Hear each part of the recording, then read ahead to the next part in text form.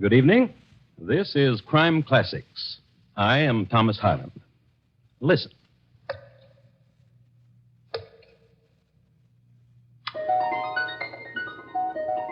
The man in nondescript uniform dropping stones into that well is a mercenary soldier, more recently a deserter.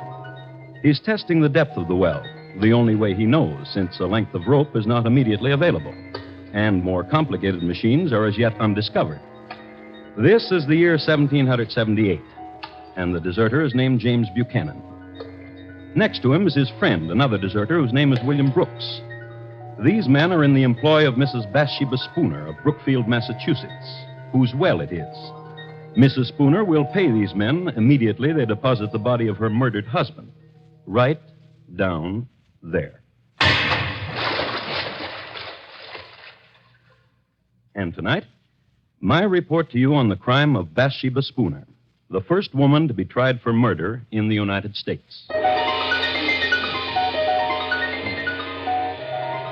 Crime Classics, a new series of true crime stories taken from the records and newspapers of every land, from every time. Your host each week, Mr. Thomas Hyland, connoisseur of crime, student of violence, and teller of murders. Now, once again, Thomas Hyland.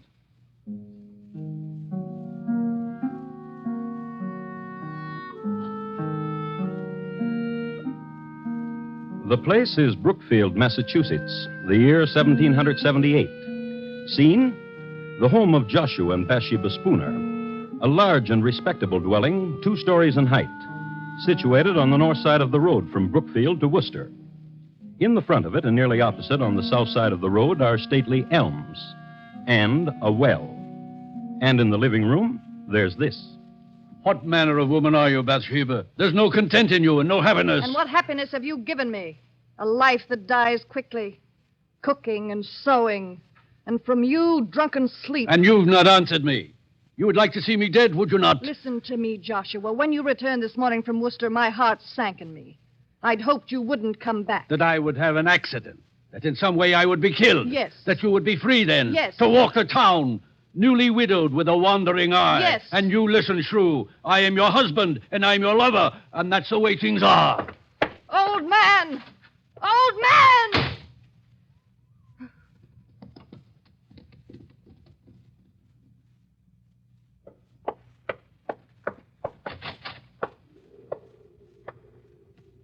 Ezra?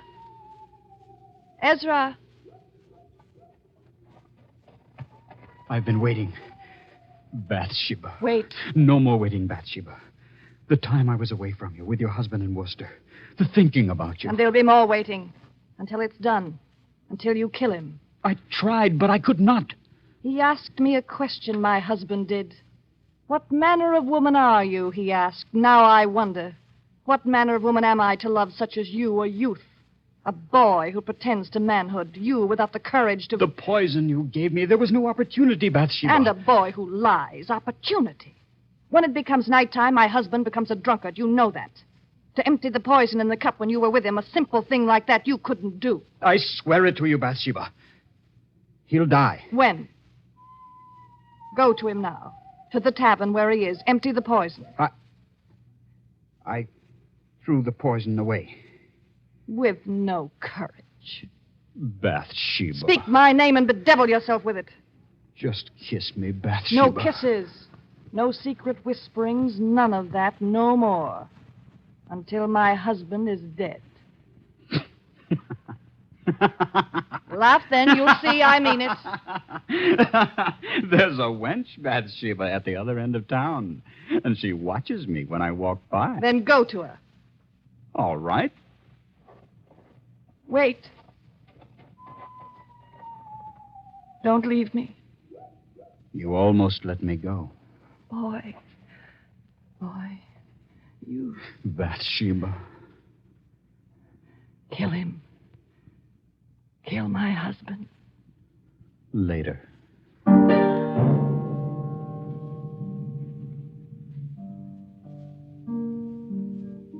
And that was Bathsheba Spooner.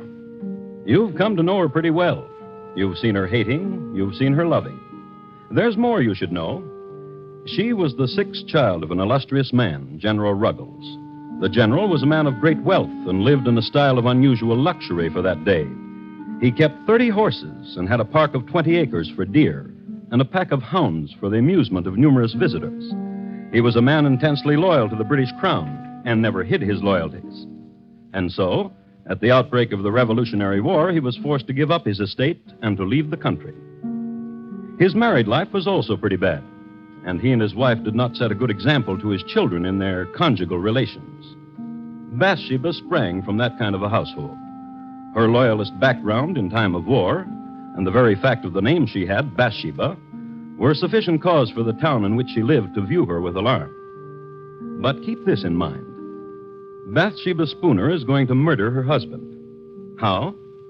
Well, let's see how time and motive and circumstance conspire to get a man violently dead. The man, Joshua Spooner. Let's pick him up and see what he's doing. It's the same evening, and since it's after dark, he's drinking. And in Brookfield, there's only one public house in which to drink, Cooley's Tavern. And that's where he is. Oh, no, Doctor. Then what would you do? To trap General Burgoyne, very simple. Hand me your tankard, Dr. King. Now, and here, this spoon, the line of march of Burgoyne. And your tankard and mine, 2 sections of the troops of General Washington. Now watch.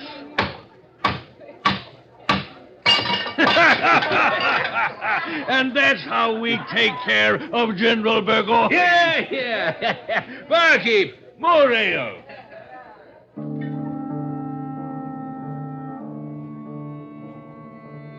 Joshua Spooner talks of strategies and drinks his ale.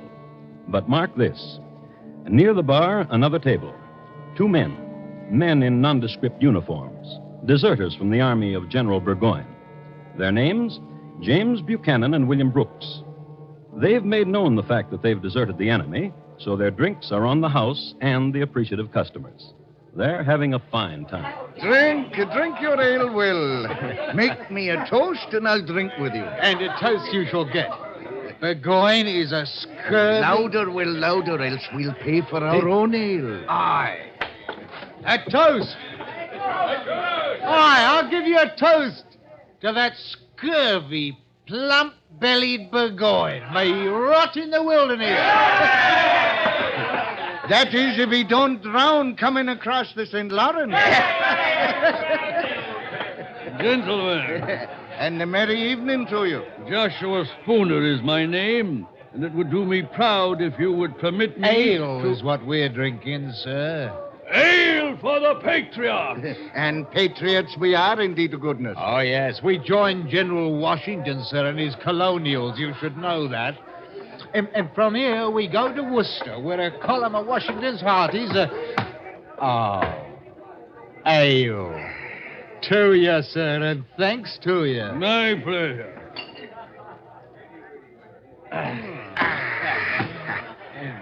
Willie, your tankard is dry, and so is mine. If you will permit me, gentlemen, it would be my pleasure. My pleasure indeed.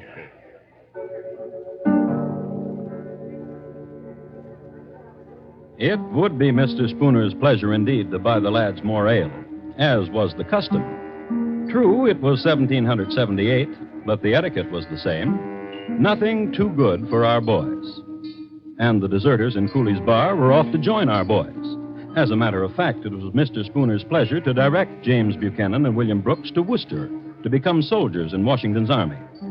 It just happened that one of the landmarks that Mr. Spooner gave the lads went something like this. Now, mark you. A file of elms and a well. And across the road from it, my house. When you pass there, you'll be leaving Brookfield, and you will know you're on your way. We'll have another ale before you leave. You're a gentleman if I ever met one. Oh, a true one, James, my lad. A real gent.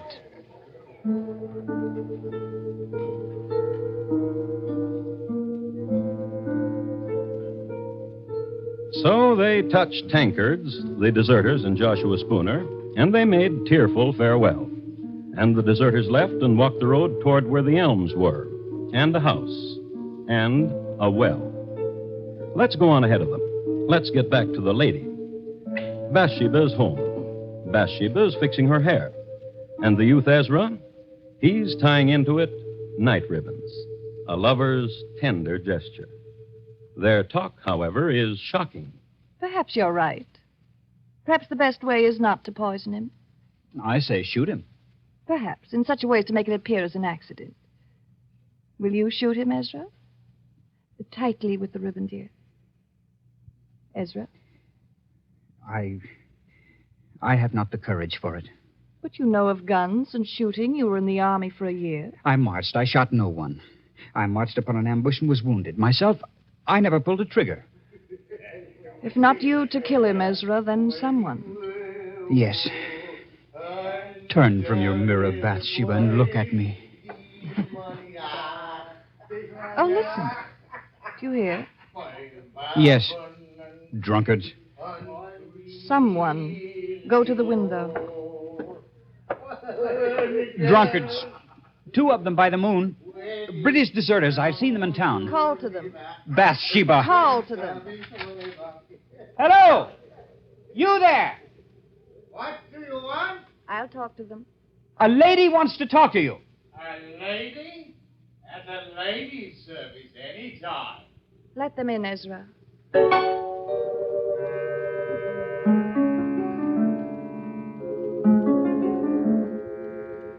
The Bathsheba Spooner who greeted the deserters must have been quite a sight. Tall, long hair, and blue ribbons.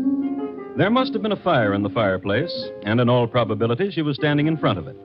Her manner was gracious, and she was smiling. Ezra served the liquor. All in all, it was the nicest thing that could possibly have happened to 2 fellows who had deserted General Burgoyne. And now, gentlemen, a question. We bow. Bow, James, my lad. Say on, my lady. How would you gentlemen like 500 pounds to see you on your long journey? Merchanul, 'twould warm the cockles, wouldn't it, Will? 'Twould. Does that answer you, my lady? And what would you do for it? There is nothing that Will and I have not done, and for less handsome payment from less handsome women. Far less. Kill my husband. This lad, the one you call Ezra. Come here, lad.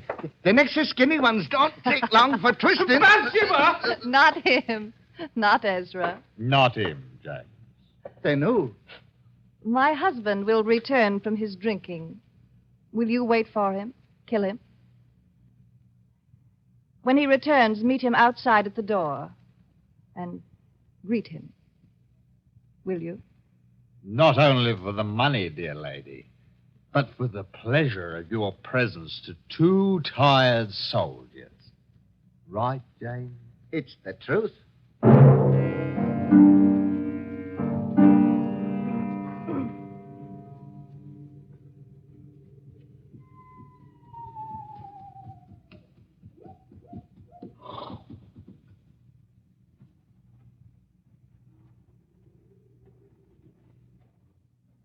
You be the master of this house. Huh? Yeah. And you are the 2... That we be.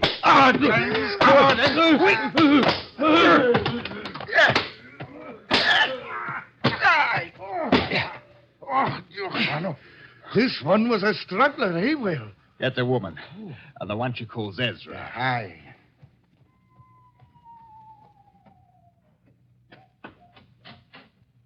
Mrs. Spooner, come see. It is done.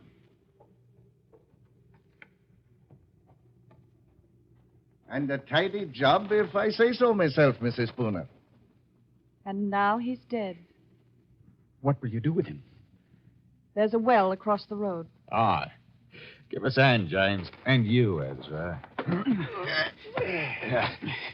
There. I'll walk with you.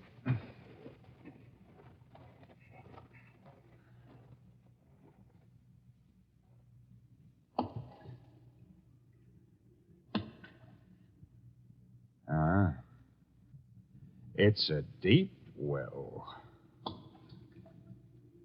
Poor little man.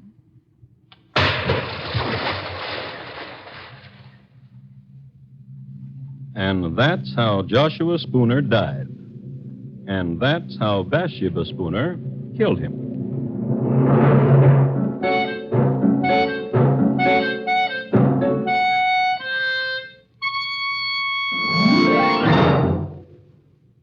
You are listening to Crime Classics and your host, Thomas Hyland.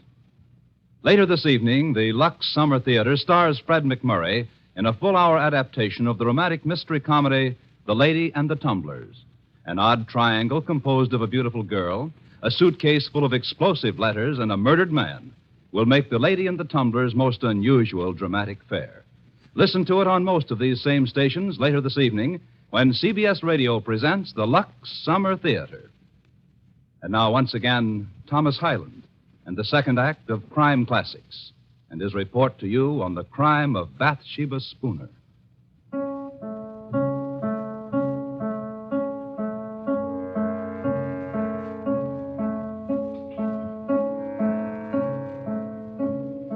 Listen to this.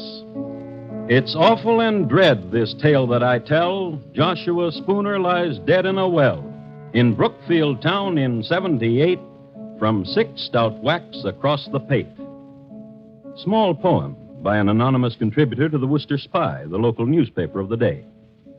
A change of scene now. Across the road from a cold well into a warm living room. Tableau, 4 people. Mr. Spooner was such an elegant man. What will become of his clothes in his closet and his horse? You may have them. Come away from the window, Bathsheba. Here, to me, close. The stars are dancing. You're shivering. Are you cold? No. Will is very weary, Widow Spooner. We'll not go on to Worcester tonight. Then wait till morning. You can make a place for yourselves in the barn. But the money we'll have now, and the clothes and the horse. Yes, all of it. Ezra, Yes. in the morning you will go to Cooley's Tavern. Inquire of Joshua. Tell them he's not been home. Tell them I'm frantic for his welfare. Yes. Good night, gentlemen. A very good night.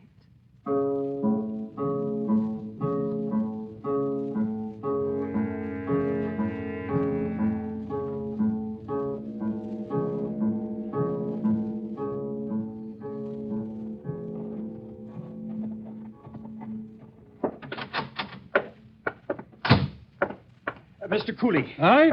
Hot grog on a nippy morning, Mr. Ross? I've been sent to inquire of Joshua Spooner. Who sent you? The wife of him, Bathsheba. Did she now? And why? Last night he did not return home, and Mrs. Spooner is frantic for his welfare. Not home? Well, he's not here. Last night he sat right there, my lad, and discussed military strategies with the doctor. Then, to the best of my knowledge, he went home. Dr. King. Doctor, wake up.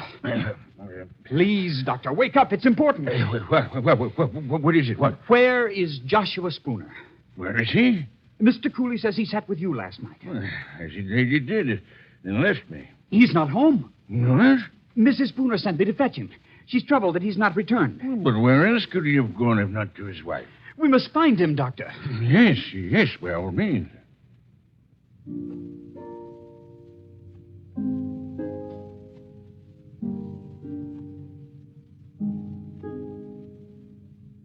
Ezra did that very well, with the precise shading of alarm in his voice, the concern. A man on an errand for a troubled lady. Everybody was impressed. Mr. Cooley closed his bar. Dr. King appealed to the neighborliness of the other customers, and everybody went looking for Joshua Spooner. Immediately, they called on Mrs. Spooner, whom they found in the greatest apparent distress. Upon an examination of the premises, in the neighborhood of the doorstep, they observed the tracks of several persons on the snow. And on further search, they found Mr. Spooner. You know where. In the well. So far, only horror and suspicions. But now, let's pick up Willie and James. They haven't left Brookfield. Stupid of them, isn't it? But then you've got to examine it from their point of view. Why become soldiers in Washington's army, especially in the winter, and suffer the privations of the military, when they could be warm and rich as a civilian? So, imagine it. 2 tatterdemalion deserters, suddenly elegant, in Mr. Spooner's clothes, which were somewhat tight-fitting. But elegance and tight-fitting are somehow akin. Now, there lived in Brookfield a certain wench whose name is lost in history. This much is known about her. She had an eye for tight elegance. This much is known about her, too, that she went riding with Willie and James on their newly acquired horse. I'll help you down. Now, James? No. Give us a bus, dearie. That's a dearie. Will, Aye. how is it we are riding Mr. Spooner's horse? Why, dearie, we don't know a Mr. Spooner. Aren't these Mr. Spooner's silver buckles? No. Aren't you wearing his clothes? These are our clothes, dearie. Come, let's ride some more. It brings the pink to your pretty cheeks.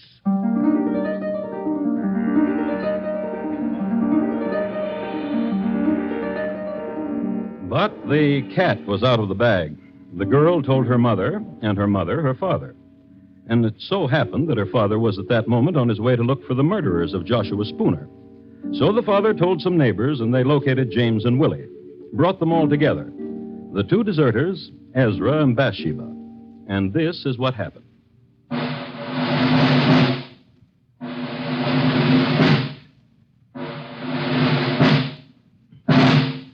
The jurors for the government and people of Massachusetts Bay in New England, upon their oath, present that William Brooks and James Buchanan and Ezra Ross in the county of Essex, not having God before their eyes, an assault did make upon Joshua Spooner, feloniously, willfully, and of their malice aforethought, on the 1st day of March last past, with force and arms also by striking, beating, and kicking aforesaid Joshua Spooner, so as to inflict several mortal bruises, of which Joshua Spooner died. And that Bathsheba Spooner, widow and late wife of Joshua Spooner, being seduced by the instigation of the devil, did incite, move, abet, counsel, and procure the murder of aforesaid Joshua Spooner. How do you plead? Not guilty. Not guilty. Not guilty. What statement have you, Bathsheba Spooner? I am the wife of the deceased. If what you accuse me of be true, what end could the death of my husband serve? Were there any reasons, persuading, hopes, inviting, or advantages arising from the death of my husband? By depriving myself of husband, I would subject myself to the burdens of a widow. If I hated my husband, as such has been said, could I not have separated from him, gone to my father or to my brothers? What foolishness is this to say I've loved Ezra Ross, when one of my station might have any gallant I please? Gentlemen, if I be guilty, I was not of sound mind.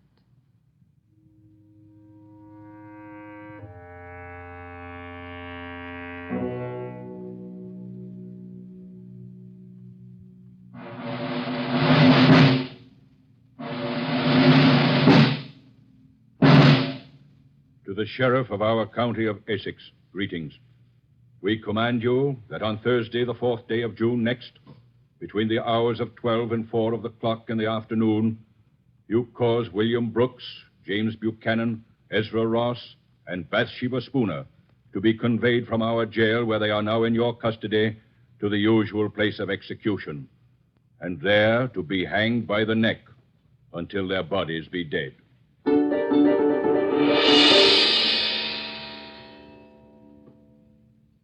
The motive, the crime, and the sentence. Justice was simple. And quickly, too quickly for the 4 prisoners, the 4th day of June. This is a copy of the Worcester Spy dated that day that I have here. I'd like to read from it. It was about 2:30 of the clock in the afternoon when the 4 criminals were brought out of prison and conducted to the place of execution under a guard of 100 men. The 3 men went on foot. Mrs. Spooner was carried in a chaise, being then, as she had been for several days, exceedingly feeble. The procession was regular and solemn. Just before they reached the place of execution, one of the most terrific thunderstorms that had occurred within the memory of the oldest inhabitant darkened the heavens. There followed an awful time. The loud shouts of the officers amidst the crowd of 5,000 people. The horses pressing upon those in front. The shrieks of the women in the tumult and confusion. The malefactors slowly advancing to the fatal tree, preceded by the dismal coffins. The fierce coruscations of the lightning athwart the darkened horizon, quickly followed by loud peals of thunder, conspired together and produced a dreadful scene of horror. It seemed as if the author of nature had added such terrors to the punishment of the criminals as might soften the stoutest heart of the most obdurate and abandoned. At length, the place of execution having been reached, Ross, Buchanan, and Brooks ascended the ladder to the stage. Our Father, which art in heaven, hallowed be thy name. Ross made an audible prayer. The other two were engaged in silent devotions until they faced the noose. Mrs. Spooner, as she approached the tree, was seen to bow gracefully to many of the spectators with whom she had been acquainted. Then she crept up the ladder on her hands and knees. When the eyes of the malefactors were covered and all was ready, Mrs. Spooner took the sheriff by the hand. And for the first time, Bathsheba Spooner accepted the verdict of justice. My dear sir, I am ready. In a little time, I expect to be in bliss. And but a few years must elapse when I hope I shall see you and my other friends again.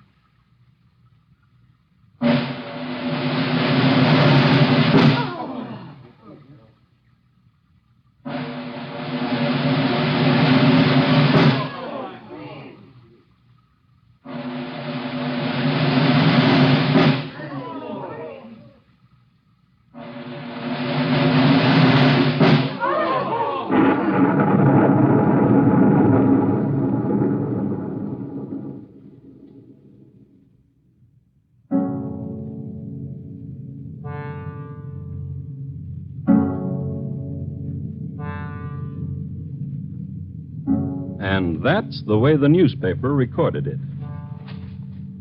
This has been my report of the crime of Bathsheba Spooner, the first woman tried and executed for murder in the United States.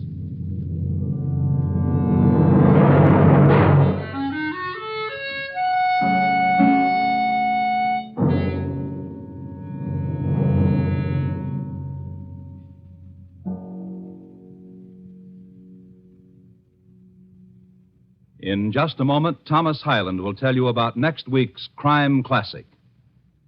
The National Blood Program has been made part of the Department of Defense. That's how vital a continuing growing stockpile is against emergencies of war or peace. In the warm weather months, donations fall off. In the first week of June alone, donations dropped 20%. This must be offset immediately.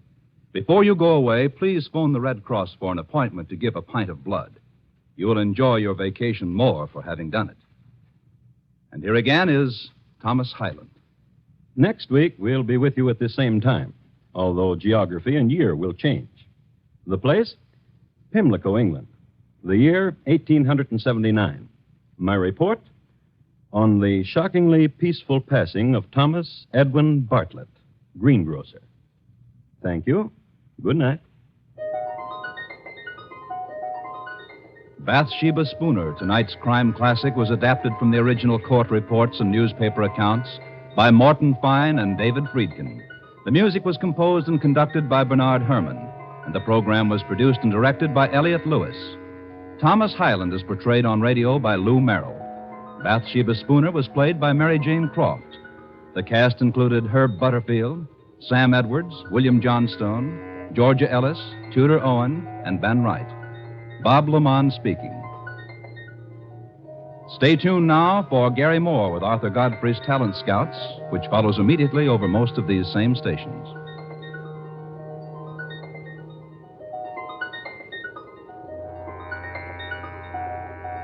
And remember, for mystery mixed with merriment, join Mr. and Mrs. North Tuesday evenings on the CBS Radio Network.